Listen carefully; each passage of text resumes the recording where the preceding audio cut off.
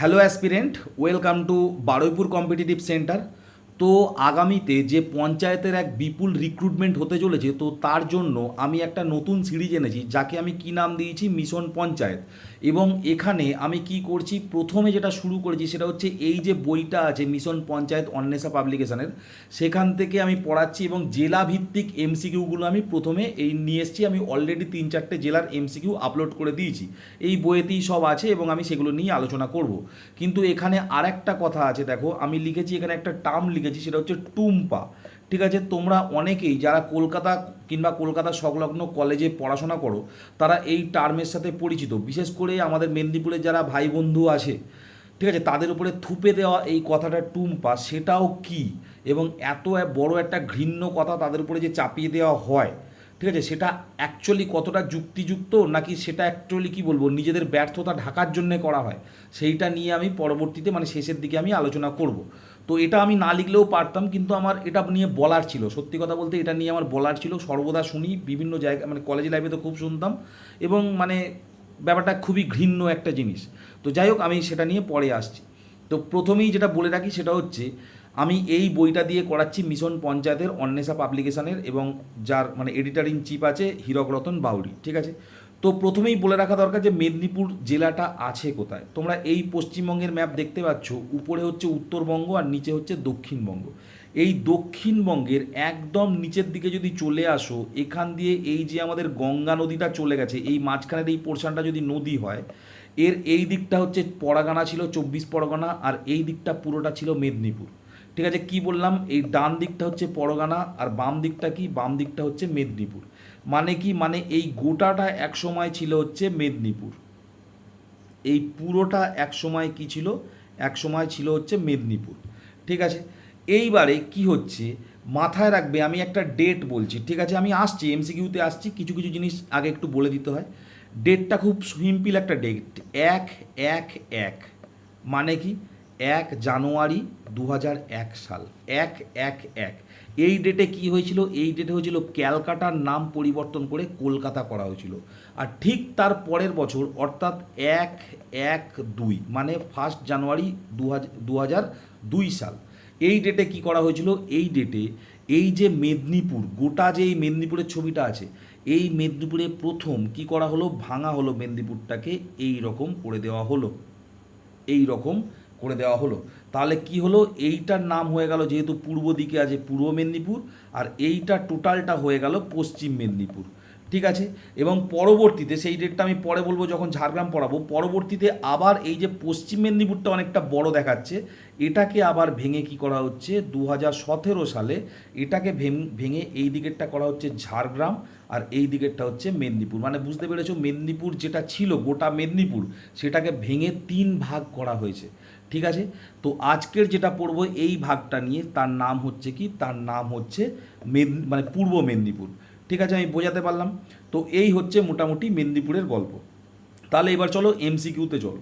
প্রথম যে প্রশ্ন, 1 নম্বর প্রশ্ন, সেখানে কি বলছে, বলছে পশ্চিমবঙ্গের বৃহত্তম প্রশাসনিক বিভাগ কোনটি।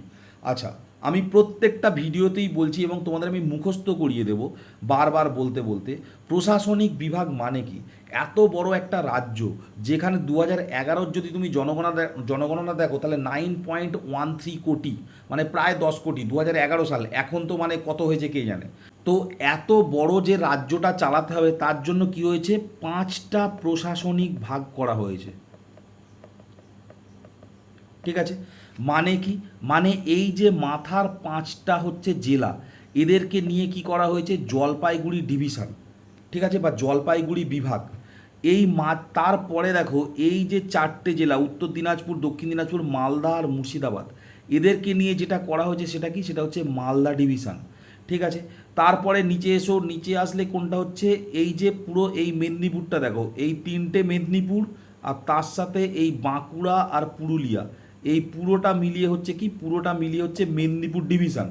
আর মাঝখানের যে এইটা আছে দেখো, এই বীরভূম, দুটো বর্ধমান আর হুগলি, এই 4টে নিয়ে কি হচ্ছে, এই 4টে নিয়ে হচ্ছে কি বর্ধমান ডিভিশন।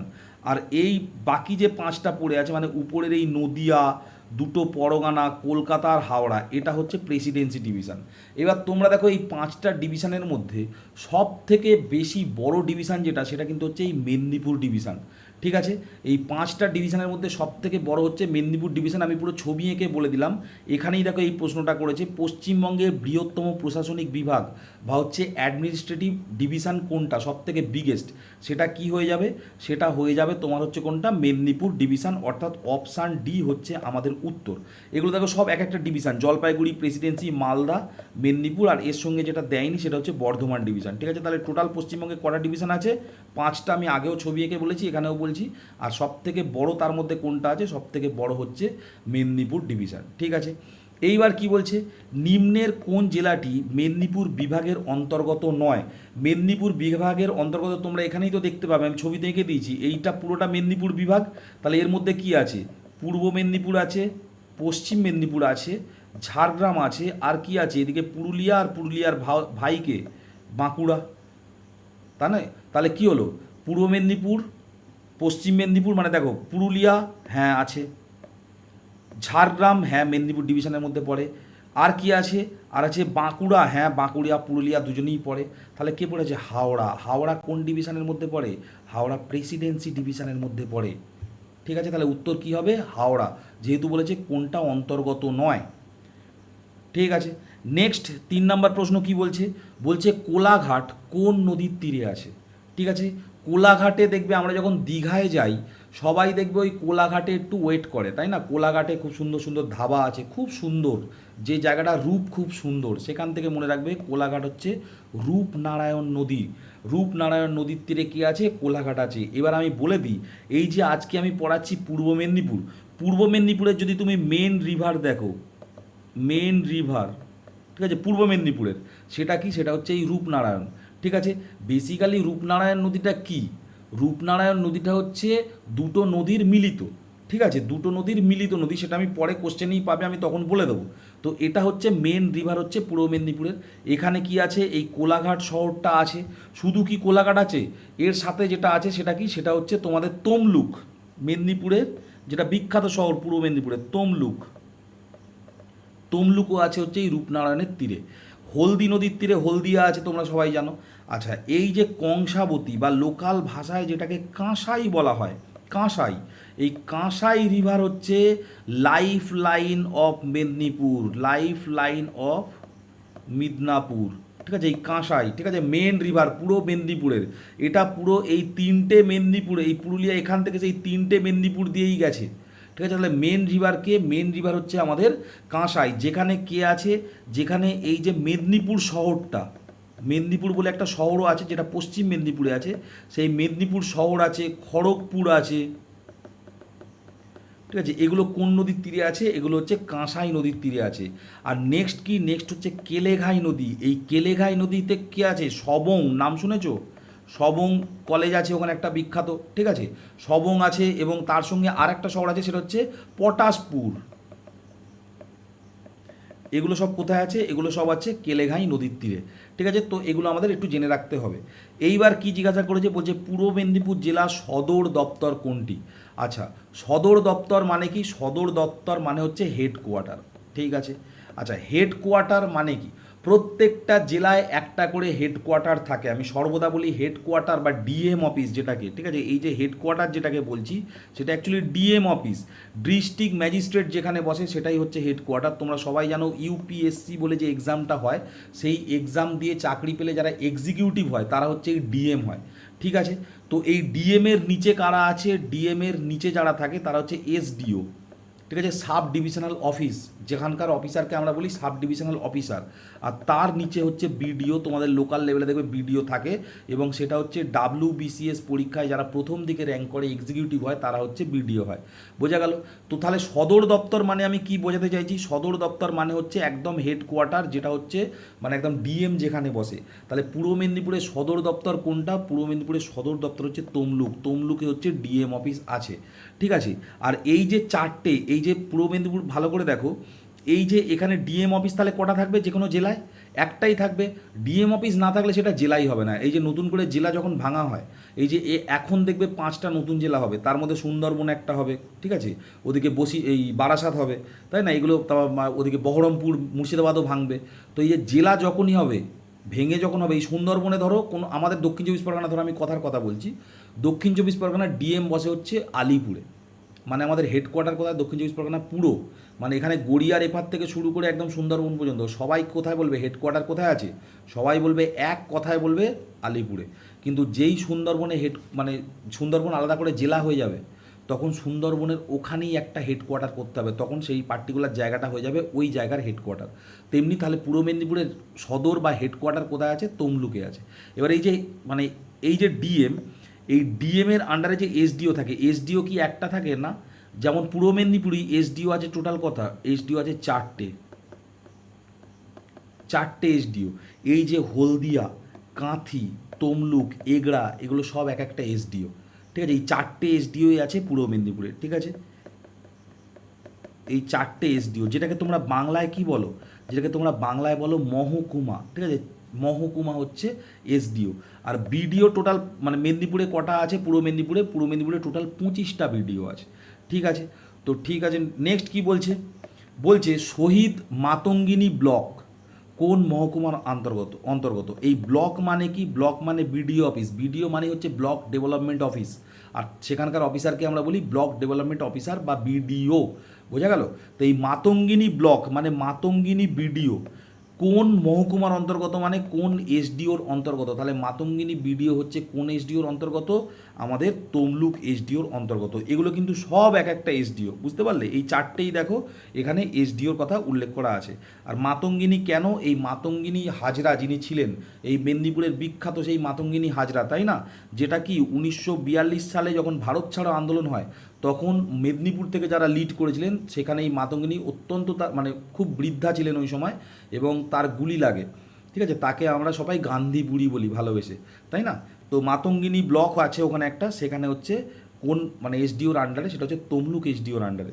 নেক্সট 6 নম্বর প্রশ্ন কি বলছে, বলছে পূর্ব মেদিনীপুর জেলায় সমষ্টি উন্নয়ন ব্লক মানে যেটাকে আমরা বিডিও অফিস বলি, সংখ্যা কত, আমি অলরেডি এখানে বলে দিয়েছি বিডিও সংখ্যা কত আছে, বিডিও সংখ্যা আছে 25টা বিডিও। এই বিডিওগুলো 4টে এসডিওকে রিপোর্ট করে, আর এই 4টে এসডিওর উপরে কে আছে, একটা ডিএম আছে। যাই হোক, বলছে কোলাঘাট তাপবিদ্যুৎ কেন্দ্র কোথায় অবস্থিত। কোলাঘাট আমরা সবাই জানি, যখনই আমরা ওই এতে যাই আর কি, দীঘা যাই, ফার্স্ট যে হল্ট, দীঘা মানে কোথায় আছে, দীঘা মানে পূর্ব মেদিনীপুরই তো আছে, ফার্স্ট যে হল্টটা আমরা নিই সেটা কোথায় নিই, সেটা হচ্ছে কোলাঘাটে। তাহলে কোলাঘাট কোথায় আছে, কোলাঘাট পূর্ব মেদিনীপুরে আছে, অর্থাৎ অপশান ডি হচ্ছে উত্তর। নেক্সট নন্দীগ্রাম 1, এই সেই নন্দীগ্রাম, যে নন্দীগ্রাম নিয়ে কত মানে একটা মানে কি বলবো, একটা বিপ্লব ঘটে গেছিলো, তাই না, মানে যখন বামফ্রন্ট সরকারের শেষ দিকে এই নন্দীগ্রাম নিয়ে একটা বিশাল বড় ইস্যু হয়েছিল, তোমরা সেটা মোটামুটি সবাই জানো। এটা হচ্ছে কোন সমিতি বা মহকুমার অন্তর্গত, ঠিক আছে, এটা হচ্ছে হলদিয়া, ঠিক আছে। কোন মহকুমা মানে পঞ্চায়েত সমিতি কোন মহকুমার অন্তর্গত, সেটা হচ্ছে কি, সেটা হচ্ছে হলদিয়া এসডিওর অন্তর্গত। নেক্সট বলছে মানে মোট কয়টি মহকুমা নিয়ে পূর্ব মেদিনীপুর জেলা গঠিত। মহকুমা মানে কি, এসডিও, মহকুমা মানে এসডিও, তাহলে কয়টি, আমি এক্ষুনি বললাম 4টি। আচ্ছা 4টে মহকুমা কোথায় কোথায় আছে, আমি ম্যাপটাও করে দিচ্ছি তোমাদের। এই তো হচ্ছে পূর্ব মেদিনীপুর, মহকুমাগুলো কোথায় কোথায় আছে দেখো। প্রথম যেটা আছে সেটা হচ্ছে একদম এই জায়গাটা, সেটার নাম হচ্ছে কি, সেটার নাম হচ্ছে তমলুক, ঠিক আছে। আর এখানটায় যেটা এই মানে একটু ওয়েট করো, এই জায়গাটা যেটা আছে সেটার নাম কি, সেটার নাম হচ্ছে তমলুক। তমলুকের নিচে কি আছে, তমলুকের নিচে আছে কাঁথি, ঠিক আছে। তমলুকের নিচে আছে হলদিয়া, এই হলদি নদী আছে এখানে, তমলুকের নিচে আছে হলদিয়া, তার একদম নিচে যেটা আছে সেটা হচ্ছে কাঁথি, আর এগড়া যেটা আছে সেটা হচ্ছে এখানে, ঠিক আছে। এগড়া যেটা আছে সেটা হচ্ছে এখানে। এই 4টে এসডিও কোথায় আছে, এই 4টে এসডিও হচ্ছে আমাদের পূর্ব মেদিনীপুরে আছে। নেক্সট, এগুলো যারা মেদিনীপুরে যাদের বাস আর কি, তারা একটু ডিটেলে আরও মানে জিনিসগুলো আরও ভালো করে জানবে, তোমাদের বিডিও কোনটা, এসডিও কোনটা, ঠিক আছে, সবারই ইম্পর্টেন্ট, কিন্তু যারা মেদিনীপুর অঞ্চলে আছো তাদের জন্য বেশি ইম্পর্টেন্ট।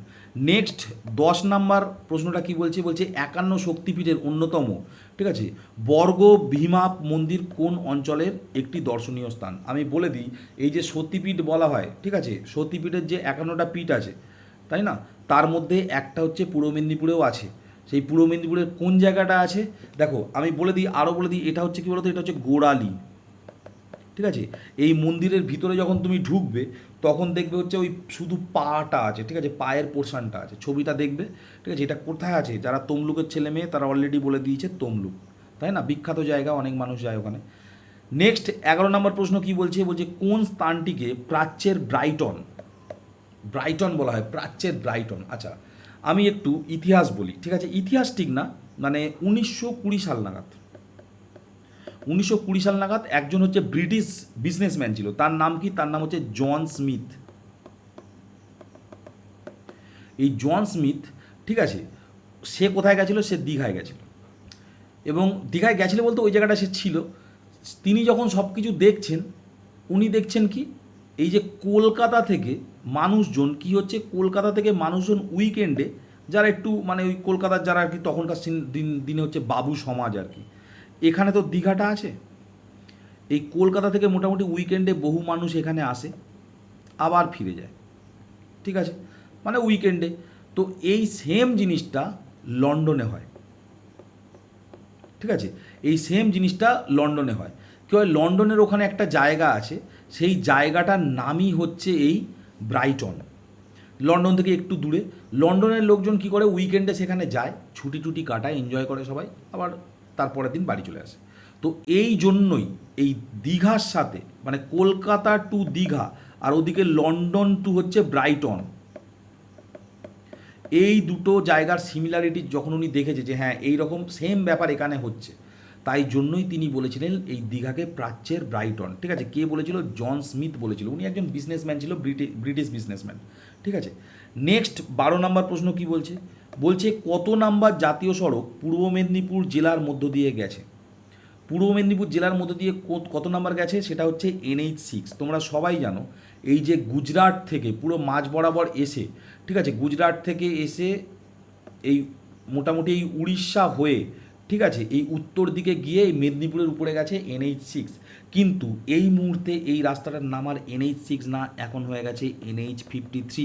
এই রাস্তার নামগুলো কিন্তু এখন চেঞ্জ হয়েছে, এগুলো আমাদের একটু মাথায় রাখতে হবে। এই কিছু কিছু ইম্পর্টেন্ট রাস্তা আছে, সব কটা রাস্তার নাম কিন্তু সরকার থেকে পরিবর্তন করা হয়েছে। আমি কিছু গুরুত্বপূর্ণ রাস্তার নাম আমি বলে দিচ্ছি। দেখো, এখানে কে আছে, এখানে আছে আমাদের কলকাতা, আর এখানে কে আছে, এখানে আছে আমাদের দিল্লি, এখানে আছে মুম্বাই, আর এখানে আছে চেন্নাই, তাই না। এই চারটে মেন শহরকে চারটে রাস্তা মানে যোগ করে, তার মধ্যে এই যে রাস্তাটা ছিল, এই রাস্তাটাকে আমরা কি বলতাম, NH2 বলতাম, তাই না, আমরা NH2 বলতাম, যেটা আমরা GT রোডও বলে থাকি, তাই না। এবং এই NH2 আর এই দিল্লি থেকে মুম্বাই যাওয়ার জন্য আমরা কি বলতাম, আমরা বলতাম NH3। মুম্বাই থেকে চেন্নাই যাওয়ার জন্য আমরা কি বলতাম, NH4, তাই না। আর আর আর এই মুম্বাই থেকে কলকাতা যাওয়ার জন্য এই NH6। এত কটা রাস্তা ছিল, প্রত্যেকটা রাস্তার নাম কিন্তু চেঞ্জ হয়েছে। এই যে NH2, এটা এখন কত হয়ে গেছে, NH19। এগুলো কিন্তু মনে রাখতে হবে। আগের দিনও আমি তোমাদের দেখবে যখন বলেছিলাম NH34, আগের লাস্ট ক্লাসটা, উত্তর 24 পরগনার বিখ্যাত রাস্তা NH34, সেইটার বর্তমান মানে কত, আমি সেটাও আগের দিন বলে দিয়েছি, তোমরা আমাকে কমেন্ট বক্সে জানাবে। ঠিক আছে, এই যে NH3, এটা এখন কত হয়ে গেছে, NH52 হয়ে গেছে। ঠিক আছে, NH4 কত হয়ে গেছে, 4 হয়ে গেছে, এখন NH4 হয়ে গেছে NH48, বুঝতে পারলে। আর NH6টা তো আমি বলেই দিলাম, এটা কত হয়ে গেছে, এটা হয়ে গেছে 53। তো এই ইম্পর্টেন্ট রাস্তাগুলো, সেগুলো পরিবর্তিত নাম কোনগুলো, সেগুলো তোমাদের জেনে রাখতে হবে।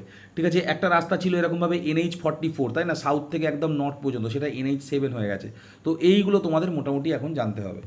নেক্সট 13 নম্বর প্রশ্ন কি বলছে, বলছে নিম্নের কোনটি পশ্চিমবঙ্গের একটি গ্যাস ভিত্তিক তাপবিদ্যুৎ কেন্দ্র। এটা কি হবে, এটা হবে হলদিয়া GT। ঠিক আছে, এটা কি হবে, এটা হচ্ছে হলদিয়া GT। ব্যান্ডেল আছে, ব্যান্ডেল তাপবিদ্যুৎ কেন্দ্র, যেটা কোথায়, যেটা হচ্ছে হুগলিতে। কোলাঘাট আছে, কোলাঘাট কোথায় আছে, কোলাঘাট তো মেদিনীপুরই আছে, আমি অলরেডি বলে দিয়েছি, কোলাঘাট নিয়ে বজবজ আছে দক্ষিণ 24 পরগনায়। নেক্সট বলছে পশ্চিমবঙ্গের কোন জেলায় মাদুর ও শোলা শিল্পের জন্য বিখ্যাত। ঠিক আছে, মাদুর ও শোলা, দেখো, মাদুর বলো, শোলা বলো, পানের বোরজ বলো, মানে পান যে ব্যাপারটা, এগুলো সব কোথায়, সব হচ্ছে পূর্ব মেদিনীপুরে। ঠিক আছে, পূর্ব মেদিনীপুরে হচ্ছে এগুলো বিখ্যাত। এবং তোমাদের আমি বলে রাখি পূর্ব মেদিনীপুরে, আচ্ছা ওটা আমি পরে বলছি। নেক্সট 15 নম্বর প্রশ্ন কি বলছে, বলছে কোন দুটি নদীর মিলিত প্রবাহ হচ্ছে রূপনারায়ণ। পরীক্ষার জন্য সব থেকে গুরুত্বপূর্ণ যে কোশ্চেনগুলো হয় তার মধ্যে এটা একটা মানে মানে কি বলবো অতীব গুরুত্বপূর্ণ প্রশ্ন। ঠিক আছে, আমি সবসময় কি বলি, একদিকে আছে দ্বারকা, ঠিক আছে, আর অন্যদিকে কি হচ্ছে হচ্ছে শিলাবতী, দ্বারকেশ্বর আর শিলাবতী, এই দুটো নদী এসে মিলিত হয়ে যেটা হয় তার নাম হচ্ছে রূপনারায়ণ। ঠিক আছে, তাহলে অপশান অনুযায়ী কি হচ্ছে, দেখো এই দ্বারকেশ্বর আর শিলাবতী, মানে অপশান ডি হচ্ছে উত্তর। এখানে দেখো কংসাবতী ও কেলেঘাই, ঠিক আছে, আমি বলি এই কংসাবতী আর কেলেঘাই এরা দুজনে, কংসাবতী আর কেলেঘাই এরা দুজনে মিলে যে নদীটা তৈরি করে তার নাম হচ্ছে হলদি নদী। ঠিক আছে, এইগুলো কিন্তু গুরুত্বপূর্ণ, এইগুলো মাথায় রাখতেই হবে। ঠিক আছে, এইগুলো ভীষণ গুরুত্বপূর্ণ। তুমি যদি ম্যাপেতেও দেখো না, ম্যাপেতেও দেখো, ম্যাপেতেও দেখতে পাবে এই যে দুটো নদীর উল্লেখ থাকে। যখনই তুমি পশ্চিমবঙ্গের ম্যাপ খুলবে দেখবে এই এই এই যে এই হলদি নদী, বুঝতে পারলে, দেখবে ছোট্ট মতো ওই দুটো নদী মিলে হচ্ছে ওই নদীগুলো তৈরি হচ্ছে। তো এই দুটো কোশ্চেন মেদিনীপুরের এখান থেকে আমি যখন নদ নদী পড়াই তোমাদের আমি বারবার বলি যে এই দুটো কোশ্চেন মানে কিচ্ছু পড়ো না পড়ো, এই দুটো কোশ্চেন তোমাকে জানতেই হবে, এইগুলো হচ্ছে খুব গুরুত্বপূর্ণ প্রশ্ন। নেক্সট কি, নেক্সট হচ্ছে বিখ্যাত অভিধান মেদিনী কোষ কে রচনা করে। মেদিনী কোষ কে রচনা করে, এটা কে হবে, এটা হবে মেদিনীকর। ইনি কে ছিলেন, এই যে উড়িষ্যার সামন্ত রাজা একজন ছিলেন, তারই সন্তান হচ্ছে এই মেদিনীকর, যার নাম অনুসারেই মেদিনীপুর হয়েছে বলে মনে করা হয়। মোটামুটি 1200 থেকে 1300 শতকে, ঠিক আছে, 12 থেকে 13 শতকের মধ্যে এই মানে তিনি এই জায়গাটার নাম মানে এই জায়গাটা মানে কি বলবো প্রতিষ্ঠা করেছিল। তো সেখান থেকেই মেদিনীপুর নামটা হয়েছে বলে ধরে নেওয়া হয়। ঠিক আছে, এবার মেদিনীপুরের বিখ্যাত ব্যক্তিত্ব, আমি আর পূর্ব পশ্চিম করছি না, মোটামুটি মেদিনীপুর বলতে যা বোঝায়, তখন তো আর ভাগ ছিল না, মেদিনীপুরকে আমরা ভেঙেছি কত সালে, প্রশাসনিক দিক থেকে হেডকোয়ার্টার অনুযায়ী আমরা যদি ভেঙে থাকি, প্রথম ভেঙেছিলাম 2002 সালে, তারপরে ভেঙে 2017 সালে। কিন্তু এই 2002 বা 2017 এর আগে তো আমাদের বৃহত্তর মেদিনীপুরটাই ছিল। তো সেখানে মেদিনীপুর বললেই প্রথম যে ব্যক্তিটার নাম আমার মাথায় আসে এবং আমার জীবনের ইনি প্রথম হিরো, ঠিক আছে, তিনি কে, তিনি হচ্ছে ঈশ্বরচন্দ্র বিদ্যাসাগর। ঠিক আছে, তিনি কে, ঈশ্বরচন্দ্র বিদ্যাসাগর। ঠিক আছে, তো ঈশ্বরচন্দ্র বিদ্যাসাগর নিয়ে কি আর বলবো, ছোটোবেলায় মানে এত ভালো লাগতো না এনার সম্পর্কে পড়তে গিয়ে। তো মানে বেসিক্যালি তখন কি বলতো, সেই কিছু কিছু হতো না, আমাদের ছোটোবেলায় রচনা পড়তে হতো বা মানে পড়তে হতো, তো এই ইংরাজিতে আমাদের মানে এসে পড়তে হতো। তো তখন আমি এমন রাটটা মেরে নিয়েছিলাম, কেন খুব ভালো লাগতো, কোথাও একটা গিয়ে, আমার জন্মটা গ্রামেতেই, ঠিক আছে, তো সেখানে আর কি মানে ওই রিলেট করা যেত, এই বাটনা বাটা, ঠিক আছে, তারপর হচ্ছে এই বিভিন্ন কাজকর্ম করা, মাথার টিকিতে হচ্ছে দড়ি বেঁধে রাখা, তো এইগুলো একটু মানে মানে এই জিনিসগুলো আর কি একটা যে কোনো গ্রাম বাংলার ছেলে দেখবে একদম জন্মলগ্নে রবীন্দ্রনাথকে যতটা না আপন ভাবতে পারে, তার থেকে বেশি ঈশ্বরচন্দ্র বিদ্যাসাগরকে আপন ভাবতে পারবে। তার কারণ রিলেট করতে পারে, গ্রামের জিনিসপত্র থেকেই তো শুরু হয়, এবং ওই মাইল ফলক দেখে 1 2 3 4 শেখা, একটা বাচ্চা ছেলে তো ওইগুলোই শেখে, 1 2 3 4 শেখে, এবং সেই সময় তার গল্প শুনছে যে ও এইভাবে মানে উনি এইভাবে শিখেছিলেন। তো এইগুলো ক্যাচ করে একটা বাচ্চা ছেলেকে, দেখবে যে কোনো বাচ্চা ছেলে যে ঈশ্বরচন্দ্র বিদ্যাসাগর সম্পর্কে পড়ে তার ভালো লাগে। তো আমি পুরো মুখস্থ করে নিয়েছিলাম, আমার এখনও মনে আছে ইংরাজিতে। ঠিক আছে, ঈশ্বরচন্দ্র বিদ্যাসাগর ওয়াজ born on 26 September in 1820 at Birsingha in Midnapore. Thakurdas Banerjee was his father and Bhagavati Devi was his mother. He received his primary education in the village Pathshala. He then took higher study from the Sanskrit College in Kolkata. ঠিক আছে, আমি পুরো বলতে পারবো। তো যাই হোক, এনার জন্ম হচ্ছে 1820 সালে, এবং তোমরা সবাই জানো এই যে বর্ণ পরিচয়, বর্ণ পরিচয়, ঠিক আছে, এই বর্ণ পরিচয় হচ্ছে আমাদেরকে ইনিই দিয়েছিলেন। বর্ণের পরিচয় হয়েছে মেদিনীপুরের একটা মানুষের দ্বারা। ঠিক আছে, বর্ণ পরিচয়। ঠিক আছে, আর কি, আর হচ্ছে তোমরা এটাও জানো যে বিধবা বিবাহ আইন লর্ড ক্যানিং পাস করেছিলেন, যেহেতু উনি ওই সময় ভাইসরয় ছিলেন, কিন্তু যে আমাদের ভারতীয়দের পক্ষ থেকে যে সব থেকে বেশি এটার উপর স্ট্যান্ড নিয়েছিল তিনি হচ্ছে ঈশ্বরচন্দ্র বিদ্যাসাগর। আচ্ছা, নেক্সট মাতঙ্গিনী হাজরা নিয়ে আমি তো বলেই দিলাম। ঠিক আছে, মাতঙ্গিনী হাজরা নিয়ে কি আর বলবো, যে উনি হচ্ছে গান্ধী বুড়ি নামে পরিচিত ছিল। ঠিক আছে, এবং আমাদের হচ্ছে কি, আমাদের হচ্ছে মানে মানে সবথেকে বৃহৎ মানে সবথেকে বৃদ্ধ শহীদ ওই সময়কার বললেও অত্যুক্তি করা হবে না। ঠিক আছে, এবং উনি কোন আন্দোলনের সাথে যুক্ত ছিলেন, ইংরেজদের ভারত ছাড়ো আন্দোলনের সাথে যুক্ত ছিল। আর একটা বলে দিই যে অজয় মুখোপাধ্যায়, তোমরা এই নামটা শুনেছো, তখন এই তাম্রলিপ্ত সরকার, তাম্রলিপ্ত সরকার এই তাম্রলিপ্ত সরকার করেছিল কে? সেটা হচ্ছে এই অজয় মুখোপাধ্যায়। এবং এই অজয় মুখোপাধ্যায় হচ্ছে আমাদের পশ্চিমবঙ্গে এক সময় মানে সিপিআই মানে বামপন্থী দলগুলো আর মানে কংগ্রেসের কিছু মানে কংগ্রেস থেকে মানে সরে আসা কিছু মানুষ তারা একটা জোট করেছিল, সেটাকে বাংলা কংগ্রেস বলতো। ঠিক আছে, সেই যে মানে সরকারটা চলেছিল তার যে মুখ্যমন্ত্রী ছিল তিনিও কিন্তু হচ্ছে এই অজয় মুখোপাধ্যায়। ঠিক আছে, আর এছাড়াও সতীশচন্দ্র সামন্ত, ঠিক আছে, মেদিনীপুরের খুব বিখ্যাত ব্যক্তিত্ব। তো এইবারে যেটা বলার সেটা হচ্ছে এই যে আমি তোমাদের একটা টার্ম লিখেছিলাম, ঠিক আছে, দেখো এখানে আমি লিখেছিলাম হচ্ছে টুম্পা। ঠিক আছে, টুম্পা এর ফুল ফর্মটা তোমরা শুনলে মানে যে কোনো একটা সুস্থ মানুষের মানে মাথা আর কি ঠিক থাকবে না। ঠিক আছে, আমি প্রথম যখন শুনি, আমি যখন কলেজে উঠি, ঠিক আছে, কলেজে যখন উঠি তখন মানে আমার কলেজে এইসব জিনিস হতো না। আমার কলেজ ছিল হচ্ছে স্কটিশ চার্চ কলেজ। ঠিক আছে, তো আমার কলেজে এসব আমি জীবনে শুনিনি। আমি যেখানে টিউশন পড়তে যেতাম তো সেখানে আমি এই কথাটা প্রথমবারের জন্য শুনেছিলাম। ঠিক আছে, তো আমরা টিউশন পড়তে যেতাম, ম্যাথের দিগ্গজ এক মানে তখনকার সময় ম্যাথে মানে ম্যাক্সিমাম লোক তার কাছেই পড়তো, স্বরূপ মহান্তি বলে। তো সেখানে গিয়ে একটা ছেলের মুখে আমি শুনেছিলাম টুম্পা কথাটা। এবং এই কথাটা যাকে বলছিল আমি প্রথমে বুঝতেই পারিনি ব্যাপারটা কী। তো পরে আমি বুঝলাম যখন সে আমাকে ফুল ফর্মটা বললো। টুম্পা মানে কি বলছে সে? ট্রিপিক্যালি আনকালচার মেদিনীপুরিয়ান পিপিল অ্যাসোসিয়েশন। এর থেকে বড় জঘন্যতম কথা আর কিছু হতে পারে না। ঠিক আছে, এবার আমার কাছে কথা হলো, আমি অবাক হয়ে তার দিকে থেকে, তুই বানালি নাকি? বলছে না, এ তো মানে বহুকাল ধরে হয়ে আসছে। বহুকাল মানে এমন কি কথা যেটা নামই শুনিনি কোনো দিন? আর হঠাৎ করে বলছে, এবং যাকে বললো সে একজন মেদিনীপুরেরই ছেলে, এবং সে যথারীতি নামটা শোনার পরই রেখে গেছে, মানে তাকে এক্সপ্লেনও করতে হয়নি, মানে সে জানে, মানে এত খোঁচা দিয়ে রেখেছে তাদেরকে, তারা মানে বললেই তারা বুঝে যায় যে এই জিনিসটা ও কী বলতে চাইছে। বুঝতে পারলে? তো আমি খুব সারপ্রাইজ, এটা যে স্যারের ব্যাচেতে সে বলছে, সেখানে আমরা যখন পড়তাম একসাথে 80 জন, 90 জন, ইভেন 120 জন পর্যন্ত সেই স্যারের ক্লাস হতো। ম্যাথে আমাদের ম্যাথে অনার্স ছিল। ঠিক আছে, ম্যাথে অনার্স পড়াতেন সেই স্যার 100-120 জন, মিনিমাম 80 জন তো প্রতিদিন পড়তে আসতো। সে স্টেজে উঠে পড়াতো। ঠিক আছে, একটা বিশাল হল রুম ভাড়া ছিল যেখানে ওই চেয়ারগুলো থাকতো, স্টেজে উঠে পড়াতো। এবং আমরা তাড়াতাড়ি পড়তে যেতে হতো এই কারণে যে হচ্ছে একটু দেরি করে গেলে সেখানে আমরা জায়গা পাবো না। একদম শেষে সেই এতে বসে বসে জানালায় বসে বসে পড়তে হবে, মানে বিশাল বড় হল রুম, মানে একদম লাস্ট অবধি মাইক না নিয়ে কথা বলে একদম লাস্ট অবধি কেউ শুনতেও পাবে না। ঠিক আছে, অথচ তিনি কত সুন্দর পড়াতো। এবার কথা হচ্ছে আমি কেন এত কথা বললাম এই কারণে, আমরা যার কাছে পড়তে যেতাম সেও হচ্ছে মেদিনীপুরেরই, স্বরূপ মহান্তি তার নাম ছিল। ঠিক আছে, এখন পড়ায় কি স্যার আমি জানি না, ভালো পড়াতেন। ঠিক আছে, তো সে নিজে মেদিনীপুরিয়ান, মানে যার কাছে পড়তে গেছে সে নিজে মেদিনীপুরের লোক। সেখানে মেদিনীপুরের একটা ছেলেকে সে এই ভাষায় আর কি কথা বলছে। ঠিক আছে, এবং কথাটা এতটা মানে ডিস্টার্বিং। তো আমি সত্যি কথা বলতে আমি শুনেছি যে আমাদের কলেজেও নাকি বেশ কিছু এরকম বলে টলে, কিন্তু আমি আমার ডিপার্টমেন্ট বা বাকি এরকম আমি কোথাও কোনো দিন শুনিনি। ঠিক আছে, ইনফ্যাক্ট বহু লোক এখনও বলে তারা নাম মানে ফুল ফর্ম জানবে না। তো আমি সেখানে প্রত্যেকেই প্রথমবার শিখেছিলাম।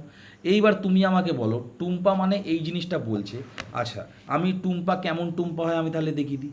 ভারতবর্ষের যদি এডুকেশান রেট দেখো তাহলে কত? 74.04% হচ্ছে ভারতবর্ষের হচ্ছে শিক্ষার হার।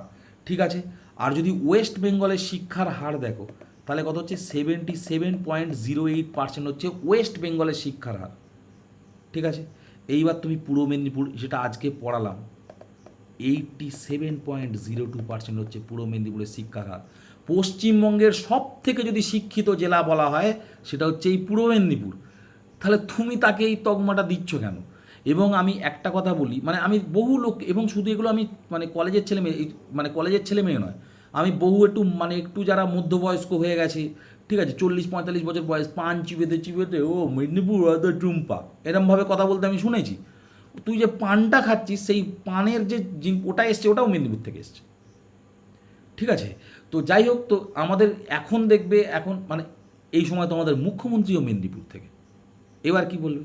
ঠিক আছে, তো বিদ্যাসাগর থেকে শুরু করে এত বড় বড় পণ্ডিত, যে ক্ষুদিরামের নামই তো বলতে ভুলে গেছি আমি, তাই না? এখানে তো ক্ষুদিরামে এত নাম নিলাম, তার মধ্যে তো ক্ষুদিরামের নামটাই তো নেওয়া হলো না। ক্ষুদিরামের বাড়ি হচ্ছে মুজফ্ফরপুর, মানে ওনার মানে তখন তৎকালীন বিহার, কিন্তু তার ব্রেডে ওটা সব কিছু তো মেদিনীপুরে। অনুশীলন সমিতির যে মেদিনীপুরের ব্রাঞ্চ ছিল সেখানেই তো ক্ষুদিরাম কাজ করতো, ওখান থেকেই তো সে অর্ডার পেয়েছিল যে কিংসফোর্ডকে মারতে হবে। বোঝা গেল? তো মেদিনীপুর, এবার তুমি এই এডুকেশান রেটটা নিয়ে দেখো, তো সেখানে মানে আজও পর্যন্ত বহু জায়গায় তো সেখানেও দেখবে এরকম কিছু কথা তো সবসময় শোনা যায়। ঠিক আছে, আমি একদম না জেনে কথা বলছি না, এবং হ্যাঁ, আমি অবশ্যই এই সবগুলো নাম নিচ্ছি মানে আমি বলতে চাইছি না যে ট্রেনিং সেন্টারে এইটাই হয়। কিছু বিকৃত মানুষ আছে, তারা এই সমস্ত জিনিস বলে থাকে, আমি নিজে শুনেছি, এবং সেগুলো প্রমাণ তো চাইলে আমি দিতে পারবো না। এই কথাগুলো তো কেউ আর মানে মানে এতে এসে বলবে না, মানে অনলাইনে এসে কেউ বলবে না, কিন্তু ভিতরে ভিতরে ঠিক বলে যাবে। ঠিক আছে, কিন্তু এই সমস্তগুলো আর এই সমস্তগুলো কারা করে জানো? দেখবে অ্যাকচুয়ালি কী হয়, মেদিনীপুর থেকে প্রচুর ছেলে মেয়ে কলকাতায় পড়তে আসে, যারা মানে মানে এখন কি করে আমি জানি না। আমাদের সময় তো অনার্স নিয়ে পড়ার একটা খুব বড় ক্রেজ ছিল। প্রচুর মেদিনীপুর থেকে প্রচুর ছেলে মেয়ে কী আছে, এই কলকাতায় পড়তে আসে, এবং তারা বিভিন্ন পিজিটিজিতে কলকাতা কিংবা কলকাতার আশেপাশে, এই আমাদের সোনারপুর হতে পারে, বেলঘড়িয়া হতে পারে, বা হচ্ছে ওদিকে বিধাননগর হতে পারে, প্রচুর ছেলে মেয়ে ভাড়ায় থাকে।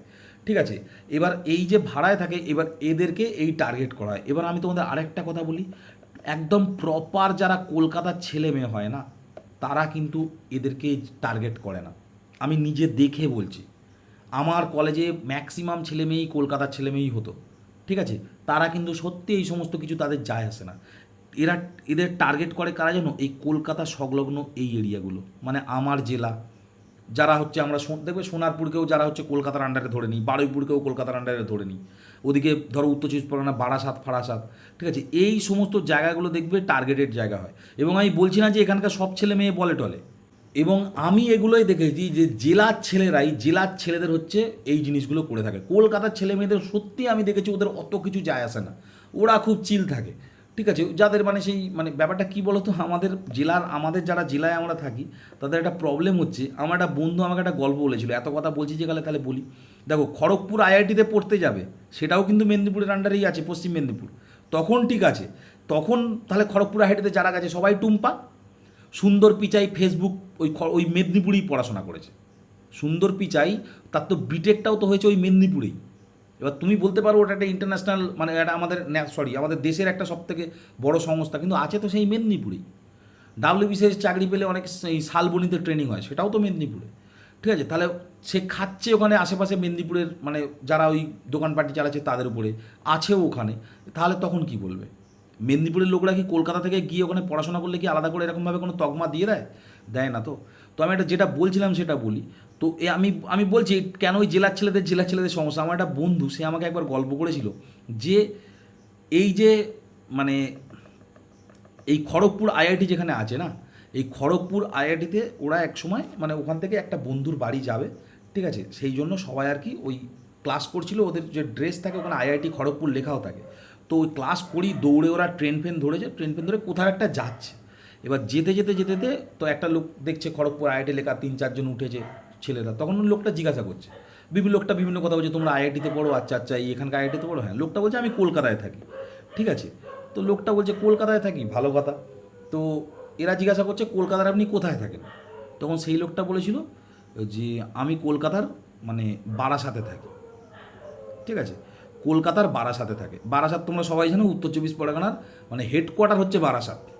ঠিক আছে, তো ভালো কথা। তো সেই লোকটা আবার কি ওকে জিজ্ঞাসা করলো, ঠিক আছে, যে তুমি কোথায় থাকো? তো সে বললো যে আমিও কলকাতায় থাকি। ঠিক আছে, তখন বলছে কলকাতার কোথায় থাকো? তো আমার বন্ধুটার বাড়ি ছিল পুরুলিয়া, বলে আমি কলকাতার পুরুলিয়ায় থাকি। ঠিক আছে, এটা কিন্তু আমি তার কাছ থেকে শুনে বলছি, এই গল্প বিভিন্ন লোক বিভিন্ন লোকের নামে চালায়, কিন্তু সে এক্স্যাক্টলি আমাকে বলেছে যে তার সাথে এটা হয়েছে। এবং একটা বন্ধু তাদের মধ্যে মানে সেই লোকটা বলছে এ মজা করছে। তো একটা বন্ধু তাকে যখন জিজ্ঞেস করছে তার বাড়ি কোথায়, তখন বলছে আমি জেলায় থাকি। বলছে কোথায়? বলে কলেজ স্ট্রিটে। আর সে লোকটা বলছে এই কী বলছো, কলেজ স্ট্রিট তো একদম একদম পুরো কলকাতায়। বলছে না, আপনারা দুজনে দুদিক দিয়ে কলকাতাটাকে টেনে এমন বাইরে বার করে নিয়েছেন যে আমার কলকাতা বেরিয়ে গেছে। ঠিক আছে, তো কলকাতার ছেলেরা আলাদা করে নিজেদের পরিচয় দিতে চায় না যে সে কলকাতার ব্যক্তি। কলকাতার ছেলেরা এরকমভাবে কে মেদিনীপুর থেকে এসছে, কে উত্তরবঙ্গ থেকে এসছে। আর এই যে মেদিনীপুর নিয়ে আমি যেটা বললাম না, ঠিক উত্তরবঙ্গের সাথেও এরকম হয়। উত্তরবঙ্গে শিলিগুড়ি বলো বা হচ্ছে তোমার এই যে আলিপুরদুয়ার বা এই কোচবিহার, এই সমস্ত অঞ্চলে ছেলে মেয়েদের মধ্যে কথার মধ্যে একটা আলাদা টান থাকে, অনেক সময় বাঙাল কথা শোনায়। তো সেখানে বলা হয় যে বাংলাদেশ থেকে এসছো। ঠিক আছে, তাদেরকেও এইভাবে করা হয়। তো বেসিক্যালি আবার এই যে দিনাজপুর অঞ্চলটা আছে, এখানে তাদের যে ভাষা, ওদের তো বারেন্দ্রভূমি, ঠিক আছে, এই জায়গাটা বারেন্দ্রভূমি, তারা যে ভাষা বলে সেটা রাজবংশী ভাষা, সেটাও একটু অন্যরকম। তারা কলকাতায় এসে দেখবে একটু চুপচাপ থাকে, তার কারণ সে জানে যে তার একটা রিজনাল টাচ আছে। আর কলকাতার ছেলে মেয়ে তারা তো রাঢ়ী ভাষায় কথা বলে, তারা টার্গেট করে। বেসিক্যালি ওই আমি যেটা দেখেছি, এগুলো হচ্ছে কী বলতো, এগুলো অ্যাকচুয়ালি পারিবারিক শিক্ষার অভাব। মানে কলকাতা বলো বা কলকাতা সংলগ্ন, তার কারণ কী বলতো, তার কারণ হচ্ছে ও এটা জানে না যে আমার জেলাটা, আমার এই পশ্চিমবঙ্গটা কতটা বড়, এবং সেখানে এক একটা রিজিয়নে এক একটা ভাষা প্রচলিত আছে, ঠিক আছে। এক একটা রিজিয়নের মানুষ এক একটা মানে জিনিসের প্রতি আর কি তাদের মানে তাদের কি বলবো, তাদের ভাষা আলাদা হয়, তাদের এই যে রাজবংশী, তাদের তো মানে অনেক কিছুই, মানে তাদের তাদের লুকসটাও একটু আলাদা হয়। এগুলো অ্যাকসেপ্টেন্সির ক্ষমতা নেই, তার মানে কি তুমি জানো না, যখন মানুষ জেনে যায় তখন আর এসব করে না, ঠিক আছে। আর এই মেদিনীপুর মেদিনীপুর টুম্পা টুম্পা, আমার যত ওই সমস্ত বন্ধুরা ছিল মেদিনীপুরের, তারা ওই যে ম্যাথে যখন পড়তো না, এই ম্যাথে অনার্সে যতক্ষণ অঙ্ক দেখে বুঝবে তার আগে অঙ্ক সলভ হয়ে যাবে। আমার একটা বন্ধু ছিল ওই সময়, ঠিক আছে, সে লিটারেলি ওই মানে সন্ধ্যা থেকে অঙ্ক নিয়ে বসতো মুড়ি খেতে খেতে, সে মানে একদম ঘুমের আগে পর্যন্ত, সে রাত 2-3টে পর্যন্ত সে ওই অঙ্ক চললো। ও একটা চিতার এরকম খাতা, ওই তখনকার দিনে চিতার খাতা পাওয়া যেত 5.5 টাকা দাম, 5 টাকা 5.5 টাকা। ও লিটারেলি খাতাটা নিয়ে বসতো, ওই খাতা শেষ করে ও উঠতো, একটানা প্র্যাকটিস করতো, ঠিক আছে। তুমি যতক্ষণ এই ম্যাথে অনার্সে মেদিনীপুরের ছেলে, বাপ রে বাপ, সে আলাদাই লেভেলের ছেলে তারা, ঠিক আছে। মানে লিটারেলি মানে অঙ্ক না, পরীক্ষা হলে ম্যাথে মানে আমার মনে আছে ডিফারেন্সিয়াল ইকুয়েশন বলে একটা পেপার ছিল, সেই পেপারে লিটারেলি কোশ্চেন এলে মানে আমাদের ভয় হতো যে শেষ হবে তো পরীক্ষাটা। ও এত প্র্যাকটিস করেছে, ও কোশ্চেন দেখে ও যা মানে মানে মানে মানে কী বলবো, সে পরীক্ষা মানে অনার্সের পরীক্ষা 10 মিনিট আগে শেষ হয়ে যাচ্ছে তার, মানে 50-50 পেয়ে বসে আছে। তখন আমাদের ওই মানে তখন সেমিস্টার সিস্টেম ছিল না, কিন্তু ম্যাথে 50-50 করেই পরীক্ষা হতো, ঠিক আছে। তো সে 50-50 স্কোর করে দিয়ে বসে থাকতো ওইসব এক একটা পেপারে, হিউজ নাম্বার। আর যতই এখন তো এসএসসি হচ্ছে না, তাই এই স্কুল সার্ভিস কমিশন হবে, যখনই দেখবে এই টিচার রিক্রুট হবে, যখনই দেখবে হবে, দেখবে এই ম্যাথে কারা আসে। আমার স্কুলের যে হেডমাস্টার ছিলেন জগদীশ চন্দ্র সোম, তিনি নিজে মেদিনীপুরিয়ান ছিলেন, ঠিক আছে। তো এই সমস্ত ভুলভাল জিনিস যারা মেদিনীপুরের ছেলে মেয়েকে চেনে, খুব কাছ থেকে চেনে না, তারা জানে যে এরা কোন এক্সট্রিম লেভেল পর্যন্ত যেতে পারে, এই পড়াশোনা বলো বা বিভিন্ন জায়গায় বলো, ঠিক আছে। তো এই সমস্ত জিনিস নিয়ে বলা মানে কিছুই নয়, এগুলো কি বলো তো, এগুলো হচ্ছে বলতে মানুষ, এগুলো মেদিনীপুরের ছেলে মেয়েদের আমি বিশেষ করে বলবো, এগুলো না বেশি পাত্তা দেবে না, মানে তোমরা দাও না আমি জানি। ব্যাপারটা হচ্ছে কি বলো তো, যখন কোনো কিছু মানে করা যায় না, না তখন টার্গেট, মানে মানুষের ধরো আমি চুপচাপ বসে আছি, তুমিও বসে আছো, তো আমি এই যে মানুষের একটা না খচানো বলে জানো, আমাদের মানে রিজনাল ভাষায় যেটাকে খচানো বলে, বা মানুষকে মানে ওই কী বলে যেটাকে খুব মানে খুব এ ভাষা বলে কাটি করা, বললাম। এবার স্বাভাবিকভাবে এইরকম একটা কথা বললে তুমি আনকালচার ফানকালচার কাকে বলছো, যে কোনো আমি যদি সামনে থেকে বলে দিই কাউকে যে তুই নিজে আনকালচার, তোর বাড়ি শিক্ষা নেই, সে তো রেগে যাবে। তো স্বাভাবিকভাবেই বললো, সে খোঁজলো, এর মজা হলো। মানে অনেকে তো জানেই না মেদিনীপুর, আঙুল দিয়ে দেখাতে পারবে না ম্যাপের কোন দিকে আছে, সেও বলে যাচ্ছে। মেদিনীপুরে যদি 5টা লোকের নাম বলতে বলা হয় যে যারা মানে মানে বিদ্যাসাগর কোথাকার মানুষ জিজ্ঞেস করবে, তো ধরে কজন বলতে পারে দেখবে মেদিনীপুরের, ঠিক আছে। অজয় মানে আমি যে বললাম মুখ্যমন্ত্রী যিনি ছিলেন, তার নাম কজন জানে মানে জিজ্ঞেস করবে, তো গান্ধী বুড়ি কোথাকার জিজ্ঞাসা করবে তো Matangini Hazra.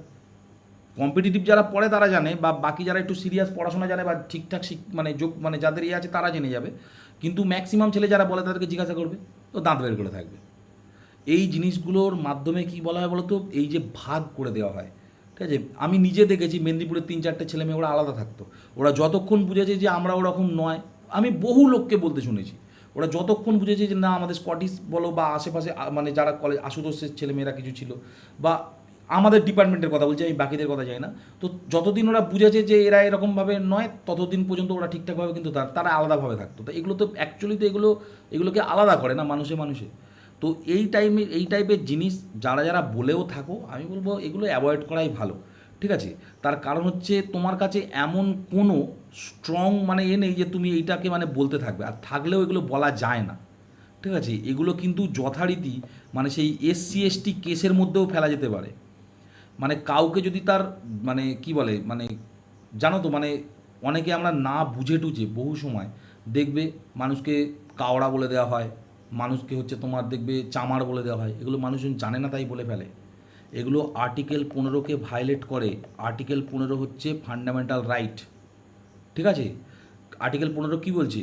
Prohibition of the discrimination on the basis of on the ground of sex, caste, religion, race আর বার্থ প্লেস।